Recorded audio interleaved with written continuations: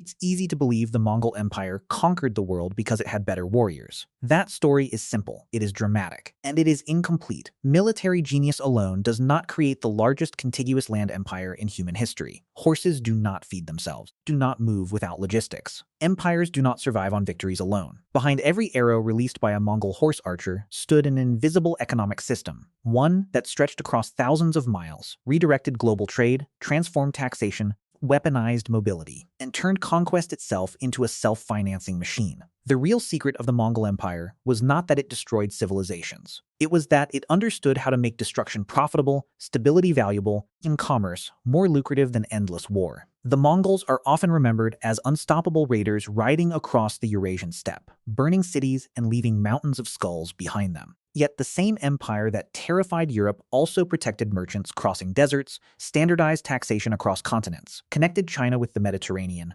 expanded international banking, accelerated technological exchange, created one of history's largest free trade zones. This contradiction wasn't an accident. It was the business model. To understand the Mongol Empire, you have to stop thinking like a historian watching battles and start thinking like an investor examining cash flow. Every conquest raised one question: would this land keep producing wealth tomorrow, or was it worth more burned today? The answer shaped the future of Eurasia. Before Genghis Khan united the Mongol tribes in 1206, the steppe looked economically insignificant. Grasslands stretched from modern Mongolia toward Eastern Europe. Agriculture was limited. Cities were sparse. Permanent wealth barely existed, compared to the prosperous civilizations surrounding them. The Jin dynasty in northern China, the Song dynasty in southern China, Khwarezmian Empire in Central Asia, and the wealthy Islamic world. The Mongols appeared desperately poor. They possessed few cities, few monumental buildings, little coinage, no great manufacturing centers. Their wealth walked on four legs: horses, sheep, goats, camels. Livestock functioned as money, transportation, military equipment, food supply, and social status simultaneously. A family's herd determined survival. Every migration was an economic decision dictated by seasons, pasture quality, and water availability. Nomadic economy created extraordinary strengths. Unlike agricultural societies tied to fixed land, Mongol wealth could move. Entire communities relocated. Supply chains moved with them. Food production moved with them. The economy itself became mobile. That mobility translated directly into military power. A Mongol warrior often maintained 3 to 5 horses, sometimes even more. During campaigns, he switched mounts repeatedly throughout the day, allowing armies to travel 60, 80, or even over 100 miles in favorable conditions, distances unimaginable for most medieval armies. European knights exhausted 1 horse. The Mongols rotated 5. This wasn't merely military innovation, it was capital investment. Each additional horse increased operational range, reduced fatigue, improved logistics, and extended campaign duration. The horse was simultaneously a factory, truck, fuel system, and strategic asset. Yet mobility alone could not build an empire spanning roughly 24 million square kilometers. Conquest required something much larger, an economic incentive powerful enough to unite fiercely independent tribes.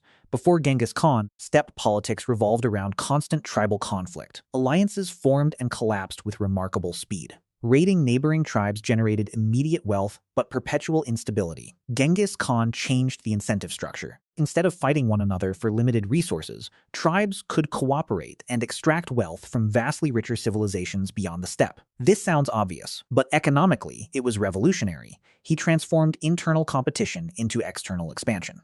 Success became collective. Spoils were distributed according to clear rules rather than arbitrary favoritism. Promotion increasingly depended on merit instead of noble birth. Military victories translated into predictable rewards. That predictability mattered. Thrive when incentive become reliable. So do armies. As more tribes joined the Mongol Confederation, scale created advantages impossible for fragmented rivals. Larger armies meant greater victories.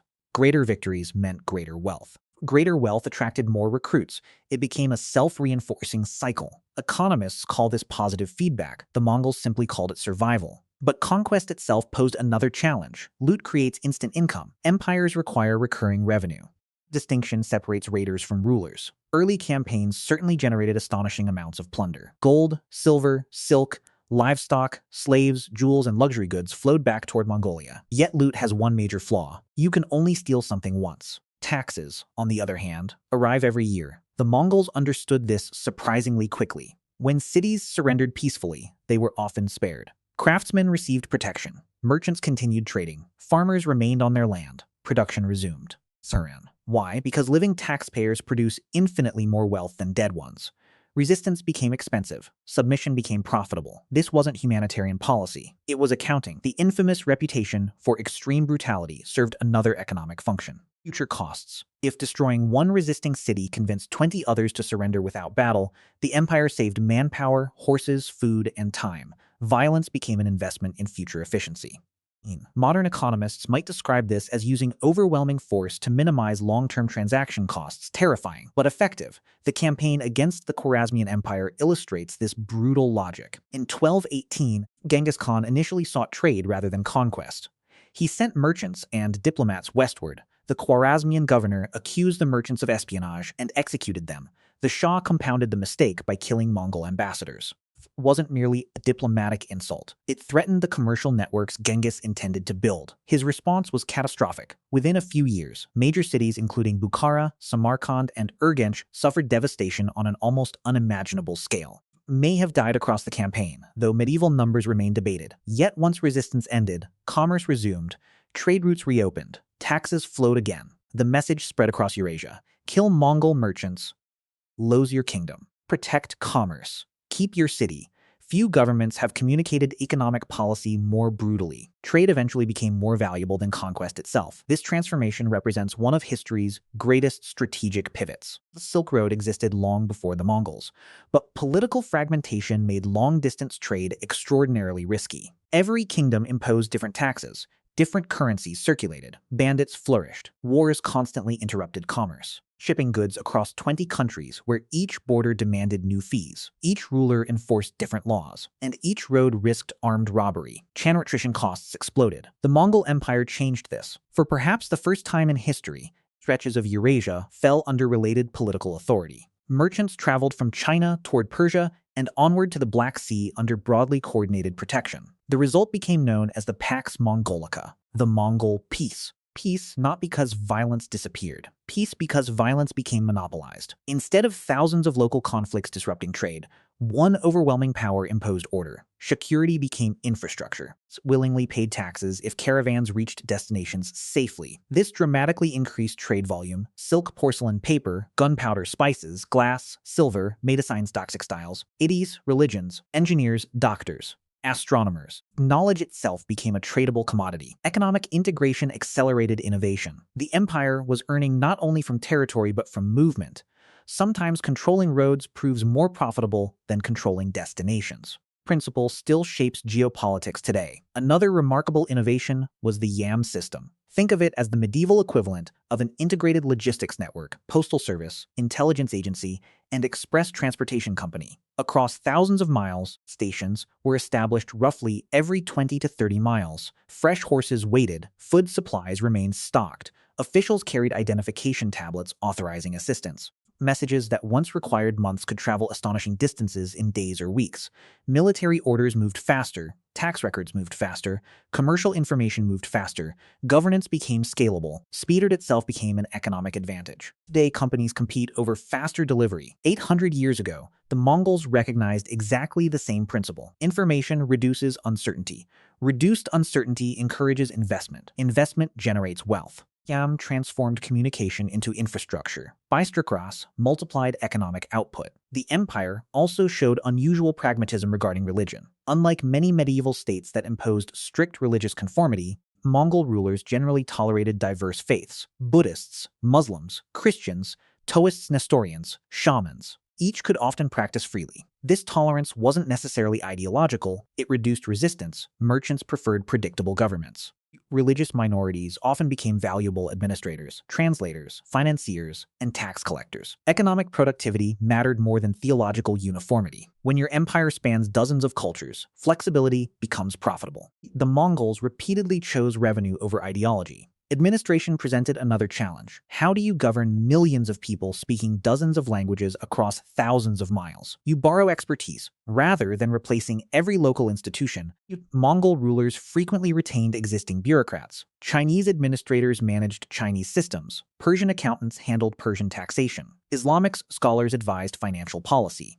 Captured engineers built siege weapons. Artisans received protection. Talent became imperial property. The empire effectively conducted one of history's largest transfers of skilled labor, sometimes voluntarily, often forcibly. Either way, knowledge concentrated where rulers wanted it. Human capital became as valuable as precious metals. A skilled engineer could save thousands of soldiers during a siege.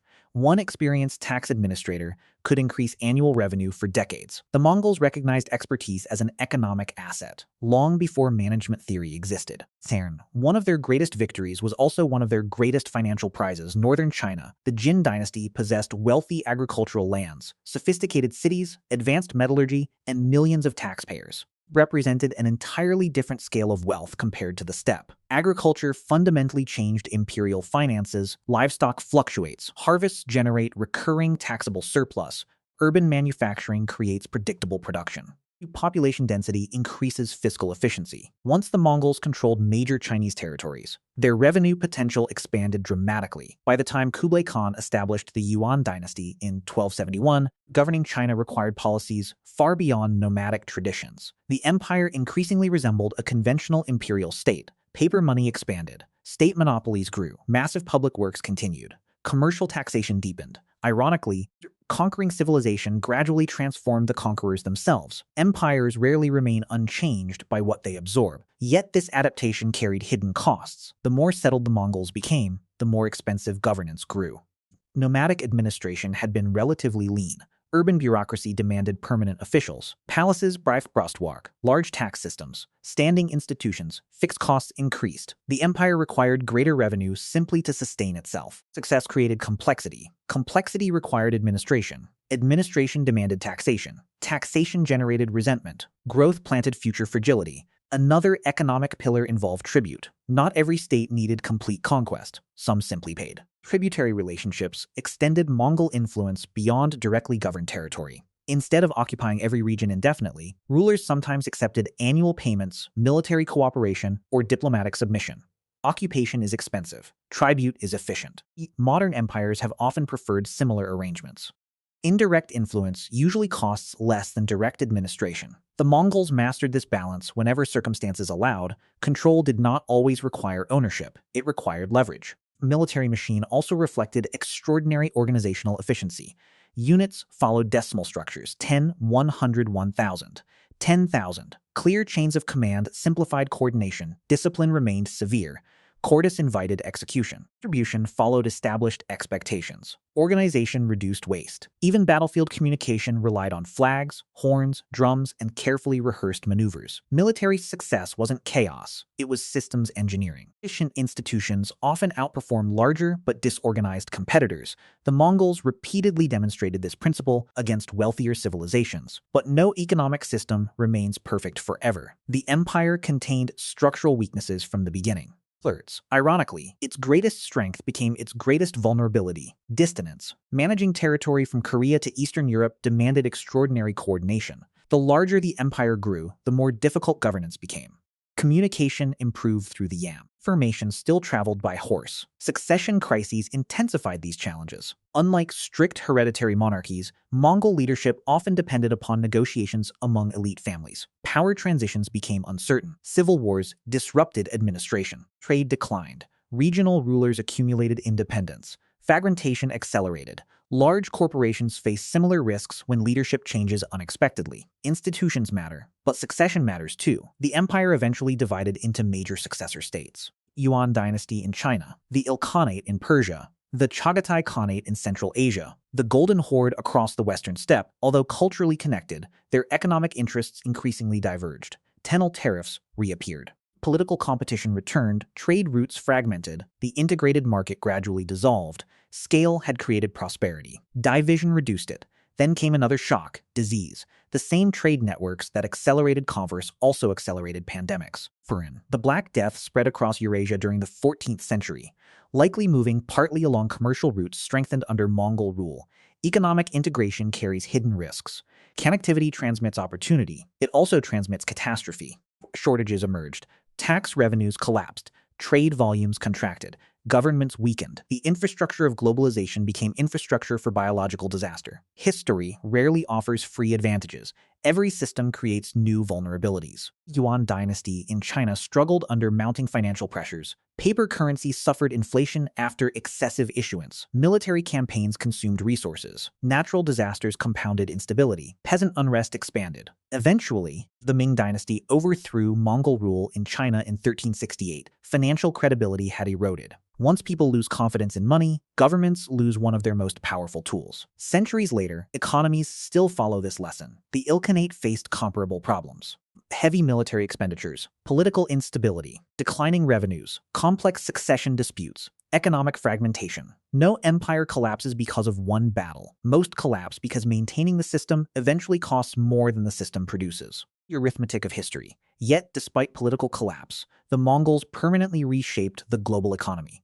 They accelerated East-West exchange on an unprecedented scale. Paper-making techniques spread. Gunpowder knowledge expanded. Printing technologies moved. Navigation improved. Commercial practices evolved. Diplomatic networks widened. Marco Polo's famous journey became possible within this broader environment of relative stability. Whether every detail of his account is accurate matters less than what it represented. A world becoming economically connected. Centuries before modern globalization, even finance evolved. Merchants increasingly relied on credit instruments, partnerships, sophisticated commercial arrangements across enormous distances. Trust became monetized. Reputation became capital. Long-distance commerce encouraged innovations, reducing the need to physically transport precious metals everywhere. Economic sophistication followed political integration. The Mongols unintentionally helped lay foundations for future commercial revolutions. Their legacy reached far beyond conquest. There is another irony hidden beneath all this. The Mongols never built their empire around manufacturing. They controlled movement, they controlled routes, they controlled security. In today's language, they owned the platform. They did not produce every good crossing Eurasia. They enabled exchange. Modern technology companies often operate according to similar logic. Blafois frequently become more valuable than producers. Whoever controls access controls value. The Mongols discovered this 8 centuries before digital networks control the roads, protect the merchants, tax the transactions, profit from everyone else's production. That may have been their greatest innovation. Their economy also reminds us that logistics often beats abundance. China possessed greater population. Persia possessed greater cities, possessed powerful kingdoms. But none initially matched the Mongols' operational mobility.